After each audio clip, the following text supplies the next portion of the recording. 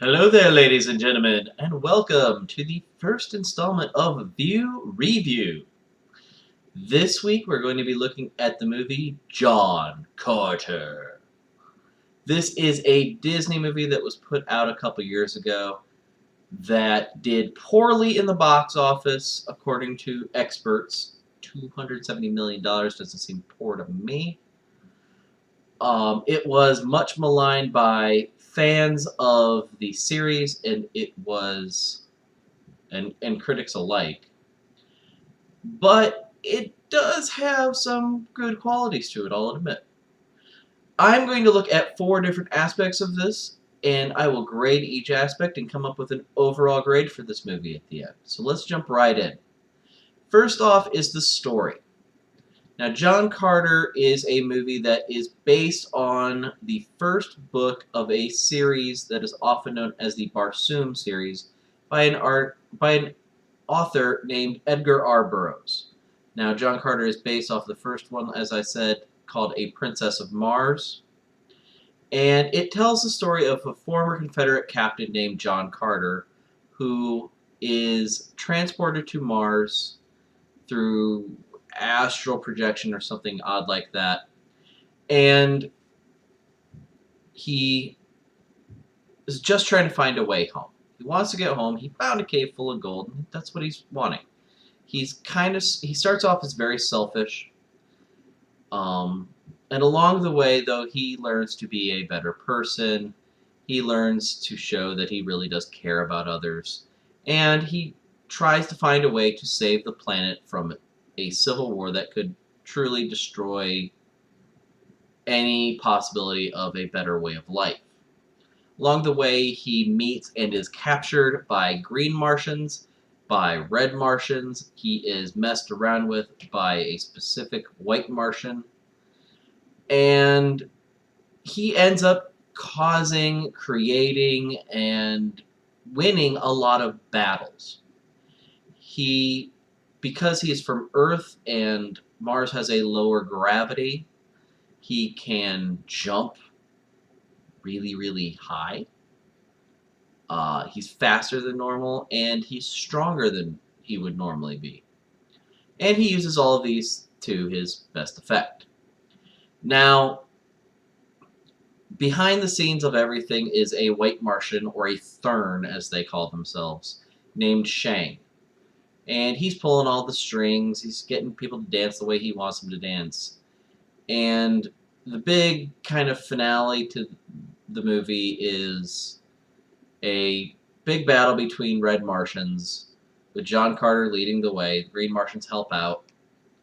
And in the end, when it looks like all hope is lost, John Carter is able to defeat, or so he thinks defeat, this Thurn that has been causing him nothing but problems. And after the big battle, as he's finally married to his love interest in this story, the white Martian shows up and exiles him back to Earth. Now, the ending of this movie is also where the beginning is. It's on Earth. He has spent 10 years since being exiled, trying to find a way back to Mars. And he ends up having to trick Thurns that he's figured out are on Earth. And he tricks them into giving him a way back to their death. So it's a really decent story. There are some confusing parts that might be script related, but overall, I'm going to score the story on this a 9 out of 10. It makes me really want to go back and read the books, which is a positive, I think. Second up are the visuals. Now, most of this movie, since it's set on Mars, is green screened. The backgrounds, the settings, a lot of the characters, all of the green Martians, and some other creatures and whatnot are computer generated. But it's a beautifully rendered Martian landscape. It doesn't look completely desolate like we think of Mars, but it looks like it's on its way there. Now, it's kind of cool because there's this combination of ancient culture and ancient this ancient look combined with this futuristic style. There is advanced technology. There are futuristic cities. There's also tribal, um, a very tribal element to this. Very Native American feel in some places. The Green Martians have spears and they have guns, and the guns are much more like muskets or old rifles than anything else. The Green Martians themselves, they really look like they belong in this movie. They don't look just like they're computer generated. They look like they could actually interact with the humans, which is definitely a plus. Now, the beginning of when John Carter is on Mars, they really show the awkwardness. He's in this place with lower gravity. He doesn't look like he belongs. And they show him. He trips, he jumps and falls on his face, and then he starts to get the hang of it, and it takes him a while. Until he gets the hang of it, though, which is when the problem comes in. Because then he starts jumping everywhere. And he can jump really high and jump really far and do all this crazy stuff. But it really looks animated. It doesn't look natural at all. It reminds me a lot of when CG effects were really starting to take hold with Spider-Man, with Star Wars, Attack of the Clones, or I think that's the second one, yeah. There's this kind of unbelievability to everything, which kind of dampens it. But I will give visual a score of 8 out of 10. So it's not bad. It's a B minus. Third up. The third section I want to look at is the script. Now, this is the first low point of this movie for me. This script makes the dialogue feel forced. It makes it feel unnatural, choppy. When characters are trying to spout their beliefs, it really feels like they don't really believe it. It doesn't make me want to believe it. And there are good points in there. There is a lot of talk about how racism is bad, how, fighting amongst yourselves can lead to destruction, things along those lines, which are good points, but they don't make me feel that way. It just feels like I'm being talked to. Or no, I'm sorry. It makes me feel like I'm being talked at, not talked to. And nobody really wants to feel that way.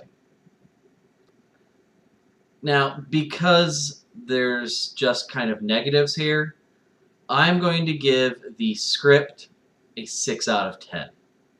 Now, the last thing I'm going to look at is the acting. This is the other low point for me. This is where this movie drops the ball. Now, there are great actors in this, and they have fairly prominent roles. Thomas Hayden Church, Willem Dafoe. These are amazing actors.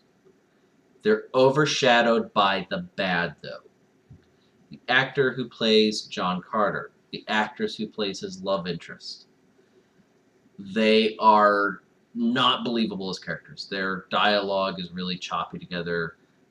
You don't really feel emotion from them a lot of the time, or you feel the wrong emotion at the wrong time.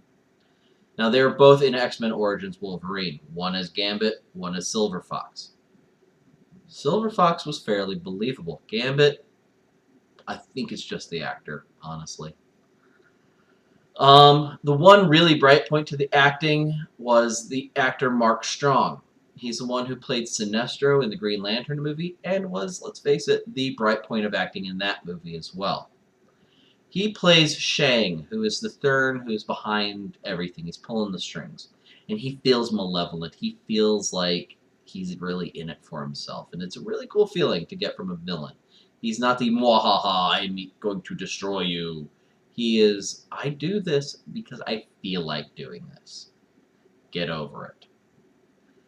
However, the best character of the movie, the most lovable, the one that you come away with saying, I'd like to see more of him, was a computer-generated Martian dog, for lack of a better word, a reptilian, amphibian-like dog. Very loyal, very happy, kind of C-3PO-ish or R2-D2-ish. a little Jar Jar-ish, but he's the character I like the most. Because of all of this, I'm going to give the acting a 5 out of 10. Now, what does this do? This gives us a 28 out of 40, which in terms of scoring wise is a 70% or a C minus. This is below average. It's not a horrible movie. It's a fun movie if you can ignore the acting in the script. Just put it on mute and you're good to go. Unmute it when Shang shows up. That's pretty cool. So, this is my view review for this week. I will be back next week with a Wide World of Geek and another view review. So until next time, this is Bach, and I'll see you guys later.